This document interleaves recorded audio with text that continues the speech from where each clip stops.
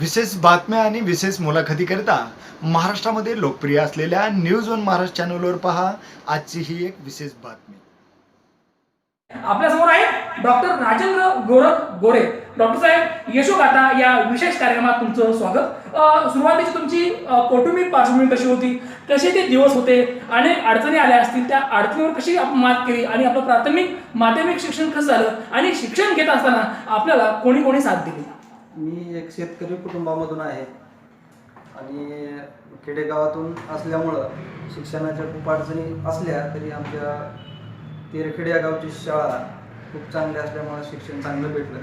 आणि घरची परिस्थिती बेताची असली कारणानं आणि वडील 1985ला म्हणजे मी लहान असताना एक्सपायर झाले, त्यामुळं थोडीशी अडचण निर्माण झाली होती. परंतु जे चुलते आहेत काका, त्यांनी खूप मदत केल्यामुळं मी आज इथपर्यंत येऊ शकलो.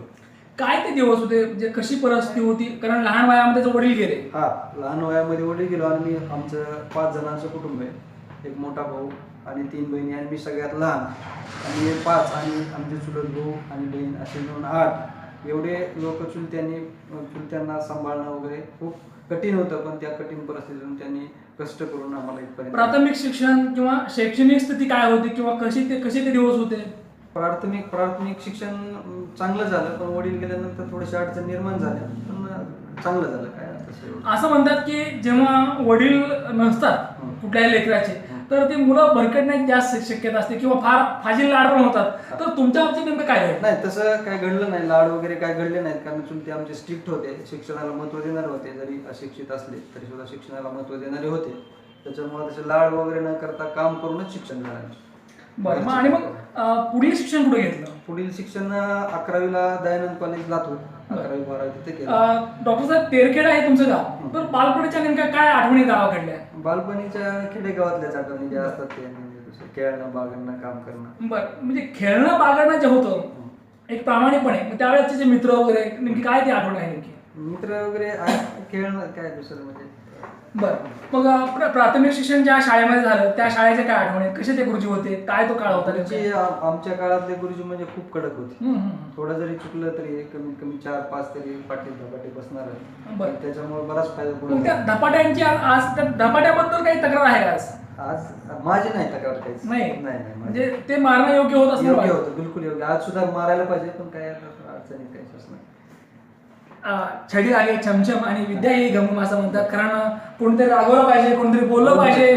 कारण कोणी रागवायचं नाही, कोणी बोलायचं नाही, मग पिढी उद्ध्वस्त होते. कारण वळण लागण्यासाठी रट्टा पाहिजेच. कारण घाव सोसल्याशिवाय देव पण येत नाही, आणि ते देव पण आणायचं असेल तर त्यासाठी घाव सोसावे लागतात, आणि ते घाव या ठिकाणी डॉक्टर साहेबांनी सोसलेले आहेत. गुरुजीबद्दल तक्रार नाही, कारण गुरुजींनी घडवलं. कारण हे विश्व, या विश्वामध्ये कसं वावरायचं याचं ज्ञान देणारी एकमेव व्यक्ती म्हणजे गुरुजी असतात, आणि गुरुजी त्यांना चांगले भेटले.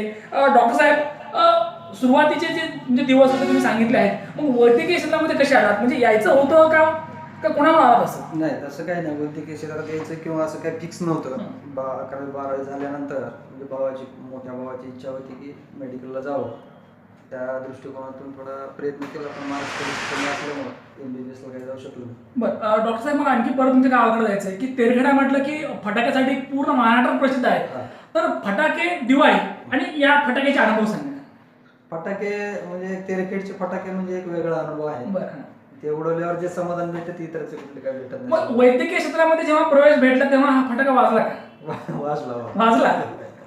कारण तेरखेड्याचे फटाके खूप प्रसिद्ध आहेत, आणि निश्चितपणे चांगलं काम, मंगलमय काम म्हटलं की फटाक्यांची आठवण येते. साहेबांच्या गावामध्येच अगदी फटाक्यांच्या अनेक फॅक्टरीज आहेत. निश्चितपणे वैद्यकीय क्षेत्रामध्ये जेव्हा प्रवेश भेटला असेल, एक काय अनेक फटाके वाजले असतील, कारण आपण त्यासाठी पूर्णपणे पात्र ठरलात.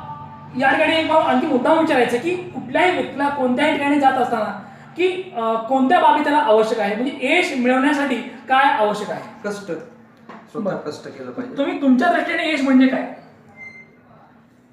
म्हणजे तुम्हाला काय वाटतं की यश म्हणजे आपलं स्वतःचं काम चांगल्या पद्धतीने करणं, यालाच यश मानतो मी. बरोबर. एखाद्या व्यक्ती जर वारंवार अपयश येत असेल तर त्यानं काय केलं पाहिजे? त्याने कष्ट केले पाहिजे किंवा प्रयत्न केला पाहिजे चांगलं काम करण्याचा. असं म्हणतात की कडरगडीता वाळूचे तेलही गळे, कारण केल्याने होत आहे आणि केलेच पाहिजे. आपण जर प्रयत्न केले तर निश्चितपणे आपल्याला यश मिळतंच. या ठिकाणी यशाची व्याख्या तुम्ही सांगितली आहे, पण तुमच्या दृष्टीने तुम्हाला यश कसं भेटलं? एवढं सोपं नाही की वैद्यकीय क्षेत्रामध्ये प्रवेश घेणं. त्यांनी खूप कष्ट केलं, खूप प्रयत्न केले, चांगलं काम केलं पेशंटच्या माध्यमातून म्हणा किंवा सामाजिक याच्यातून, त्याच्यामुळे यश भेटलं. डॉक्टर साहेब, श्री भगवंत क्लिनिकच्या माध्यमातून खऱ्या अर्थानं आपली एक सोशल वर्क नेहमी सुरू असते. तर बऱ्याच वेळा बघतो आपण की पेशंट येतात, पैसे देतात आणि व्यवहार पूर्ण करतात, पण तुमच्या बाबतीत हे घडत नाही. पेशंट येतात, ते सर्व्हिस घेतात, परंतु तुमच्याबद्दल जो काही पाहण्याचा किंवा विचार करण्याचा जो काही ॲटिट्यूड आहे तो कमालीचा अगदी उंचावलेला असतो. एक रिस्पेक्ट आहे, एक चांगली व्यक्ती म्हणून तुमच्याकडे लोक बघतात. तर हे चांगलं पण कसं कमावलं? मी पैशाला जास्त महत्व देत नाही. हम्म. पहिले पेशंटला महत्व देतो, त्याच्या ट्रीटमेंटला महत्व देतो. पैसे असो नसो नसले ते चालतात, काय अडचण नाही, आणून देतात लोक जरी कमी. बऱ्याच वेळेला तुम्हाला पेशंट सांगतात की डॉक्टर साहेब मला सलाईन लावा किंवा मला हे झालं असेल, पण तुम्ही त्याला सांगता की याची गरज नाहीये. नाही, पेशंटच्या मनावर नाही ना ट्रीटमेंट. ते जरी सलाईन लावा म्हणले तर गरज असली तरच लावायचं. बरं, पैसे कमावणे हे हा हेतू नाही, नाही. हा उद्देश नाही. जैसे चाहे वैसे चाहे कैसे भी लूट लो अशी लोकांची धारणा झालेली आहे, परंतु लूट नाही. तर या ठिकाणी त्यांची लुटायचं असेल तर फक्त मनं आपण लुटली पाहिजे, त्यात खरा आनंद आहे. आणि दुसरी गोष्ट अशी आहे की आता मकर संक्रांत आहे, तर लुटायचं असेल तर तिळगुळ लुटा, एकमेकाला चांगलं बोला, गोड बोला आणि या ठिकाणी लोकांमध्ये एक आदरभाव निर्माण करा. आणि हा आदरभाव हा सहज निर्माण होत नाही, तर त्यासाठी तसं वागावं लागतं, तसं राहावं लागतं, तसं बोलावं लागतं, तरच या ठिकाणी लोक तुम्हाला सॅल्यूट करतात. कारण लोक आता हुशार झाले आहेत, जनता लोक आडणे नाही, त्यांना माहीत आहे की या कळंब नगरीमध्ये श्री भगवंत क्लिनिकच्या माध्यमातून खऱ्या अर्थानं एक चांगली सेवा, एक चांगलं काम डॉक्टर गोरे हे अगदी प्रामाणिकपणे करत आहेत.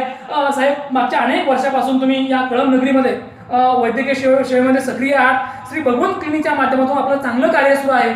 तर मागच्या 20 वर्षात अनेक अनुभव आले आहेत, तर नेमके काय अनुभव आहेत जे तुम्हाला या ठिकाणी शेअर करायला आवडेल? अनुभव म्हणजे पेशंट जे आहेत कळंब तालुक्यामधले ते जवळपास शेतकरीच आहेत माझ्या तरी जास्त, जे म्हणजे गरीब कुटुंबातील आहेत किंवा इतर आहेत. त्यांच्याजवळ पैसे बऱ्याचदा नसतात, पण त्यावेळेस पण आपण ट्रीटमेंट देणं आवश्यक वाटतं मला, किंवा सगळ्यांनीच द्यायला पाहिजे. कुठल्याही डॉक्टरला पैशाकडनं बघता असो नसो तेवढं काम केलं पाहिजे. अगदी मुद्दा रास्त आहे, कारण आपल्याकडे येणारे पेशंट हे अगदी शेतकरी कुटुंबातले, गरीब कुटुंबातले असतात. अगदी 4-2% लोकांना नोकरी असते, त्यांचं भलं असतं, परंतु मायबाप शेतकरी जे असतात की जे जगाचे पोषिंदे असतात, त्यांचं दुःख आपण ओळखलं पाहिजे. आणि मुळामध्ये डॉक्टर साहेब हे शेतकरी कुटुंबातले आहेत, त्यांना माहिती आहे शेतकऱ्यांचे दुःख काय आहेत, शेतमजुरांचे दुःख काय आहेत, त्याचबरोबर ज्यांना कोणी नाही त्या लोकांचे दुःख काय आहेत. अनाथ असतील म्हणजे आयुष्यभर अनाथाचा नाथ होण्याचं काम डॉक्टर राजेंद्र गोरे यांनी केलं आहे. आणि म्हणूनच नावाप्रमाणे ते जीवन जगले आहेत, कारण बऱ्याच लोकांना नावाप्रमाणे जीवन जगता येत नाही. राजेंद्र या नावातच राजा आहे, आणि राजा उदार पाहिजे, राजा प्रेम करणारा पाहिजे. आणि असं व्यक्तिमत्व घडवण्यामागे त्यांची आई आणि त्यांचे वडील, त्याचबरोबर त्यांचे काका यांची महत्त्वाची भूमिका आहे. वडील जरी लवकर गेले असले तरी वडिलांचे जे काही संस्कार होते तेच आईने अंगीकारले, आणि म्हणूनच तुम्हाला चांगलं होता आलं. साहेब, वैद्यकीय क्षेत्रावर आता बोलण्यापेक्षा मला आणखी तुमच्या पुढच्या मुद्द्याकडे यायचं आहे. तुमचं सामाजिक कार्य, सोशल वर्क हे खूप उल्लेखनीय आहे. तुमचे मित्रपरिवार जे आहेत त्यांच्या मुखात या गोष्टी येतात, कारण आपण तर आपल्याबद्दल नेहमीच बोलतो, कारण कोणी असं आपल्याला स्वतःला वाईट म्हणणार नाही. प्रत्येक व्यक्तीला जरी ती वाईट असली तरी त्याला ती देव वाटते, परंतु जेव्हा लोक आपल्याबद्दल बोलतात तेव्हा खऱ्या अर्थानं आपण माणुसकी कमावली असते. तर ही माणुसकी तुम्ही कमावली आहे, तर तुमचं नेमकं सामाजिक कार्य काय त्याबद्दल आमच्या प्रेक्षकांना आपण सांगा. सामाजिक कार्यामध्ये इथं एक संस्था आहे, संत ज्ञानेश्वर मुकबधिर विद्यालयामध्ये. तिथं 50-60 विद्यार्थी आहेत. ते 15-20 वर्षापासून मी मोफत तपासणी करतो आणि औषध देतो. आणि दुसरी म्हणजे सहारा HIV बालगृह म्हणून आहे, जिथं 50-60 मुलं आहेत, त्यांना पण मी मोफत सेवा देतो 15-20 वर्षापासून. आजवरच्या या आयुष्यामध्ये तुम्ही जे काही कमावलेलं आहे, जे यश कमावलेलं आहे, जी माणुसकी कमावलेली आहे, खऱ्या अर्थाने हे संस्कार अगदी घरचे असतात. तर या यशाचं श्रेय कोणाला जातं? आई आणि काका. बरं, आई आणि काकाबद्दल 2 शब्द व्यक्त करायचा आज. आई माझी खूप प्रेमळ आहे आणि कष्ट करणारी आहे, तसेच काका पण आहे. बरं. अंबर की हो ऊंचाई, सागर की हो गहराई, मेरे दिल में तू समा समाई मेरी माई. कारण आई अशा असते की जी आईबद्दल कितीही बोला ते कमीच असतं. आणि प्रत्येक लेकराला चांगली आई मिळाली पाहिजे, ज्याला ही आई भेटते चांगली, आंधळं प्रेम करणार नाही. कारण ब्लाइंड लव्ह असेल तर मुलं भरकटलेले असतात. आईचं प्रेम, वडिलांचं प्रेम हे डोळस असावं, आणि असंच डोळस प्रेम साहेबांच्या आईनं केलं, आणि म्हणून त्याला एक चांगला नागरिक होता आलं. साहेब, न्यूज वन महाराष्ट्र चॅनलच्या माध्यमातून प्रेक्षकांना आपण काय सांगू इच्छिता? म्हणजे खास करून तरुणांना आपण काय सांगू इच्छिता? तरुण व्यसनाच्या आहारी न जाता स्वतःचे लघु उद्योग इतर काम केलेले म्हणजे कुठल्याही परिस्थितीमध्ये खचून जायचं नाही. नाही, बिलकुल नाही. कष्ट करायची ताकद ठेवायची. पाहिले आपण श्री भगवंत क्लिनिकच्या माध्यमातून एक वैद्यकीय सेवा देणारे, त्याचबरोबर वैद्यकीय सेवेलाच समाजसेवेची जोड घालणारे डॉक्टर राजेंद्र गोरे यांनी आपलं मनोगत व्यक्त केलं आहे. त्यांचे मित्र आहेत, त्यांचे आपल्याला मनोगत पाहायचं आहे आपल्याला. तुमचं नाव काय? मी शहाजी चव्हाण. शहाजी, मला तुम्हाला मुद्दाम विचारायचे की तुमचे मित्र डॉक्टर राजेंद्र गोरे खऱ्या अर्थानं एक चांगली व्यक्ती आहेत ते, तर त्यांचं वैद्यकीय आणि सामाजिक कार्य उल्लेखनीय आहे. तर मित्राबद्दल काय वाटतं नेमकं? आम्ही जवळपास 30 वर्षापासूनचे मित्र आहेत. 30 वर्षापासून त्यांची माझी मैत्री आहे. तर आता खूप छान मला मित्र लाभला आहे तो.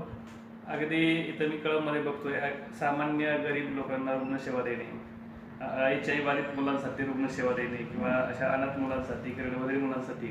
आणि मला त्यापेक्षा या दिशेने आनंद होतो की ज्या त्या परिसरामध्ये डॉक्टर नेनेसारखे येतात, तिथं वैद्यकीय क्षेत्रामध्ये भाग होतो, त्यांच्या म्हणजे त्यांच्या अंडराखाली काम करण्याचं किंवा तिथं प्रॅक्टिस करण्याचं योग खरं तर डॉक्टर साहेबांना मिळाले. त्या आशीर्वादाच्या जोरावर अतिशय खूप चांगल्या प्रकारची प्रॅक्टिस. म्हणजे भगवंत क्लिनिकचे गुणवंत गोरे असं आपल्याला म्हणता येईल. बरं, आज या ठिकाणी मित्राला पण मी विचारतो मला की 10 पैकी तुम्ही किती गुण देऊ शकता? नक्कीच 10 देऊ शकतो. 10 पैकी 10. यात कुठलाही मायनस नाही. अजिबात नाही. ही होती यशोगाथा डॉक्टर राजेंद्र गोरे, श्री भगवंत क्लिनिक कळम. न्यूज वन महाराष्ट्र चॅनेलच्या वतीने डॉक्टर राजेंद्र गोरे यांना पुढील वाटचालीसाठी लाख लाख शुभेच्छा. न्यूज वन महाराष्ट्र चॅनल कळम शहर, रामदास तपसेसह संतोष रोकडे. आप इस चैनल को सब्सक्राइब जरूर कर लें और साथ ही बेल के बटन को भी दबा दें, जिससे आगे भी आपको ऐसी ही जानकारियां मिल पाएं।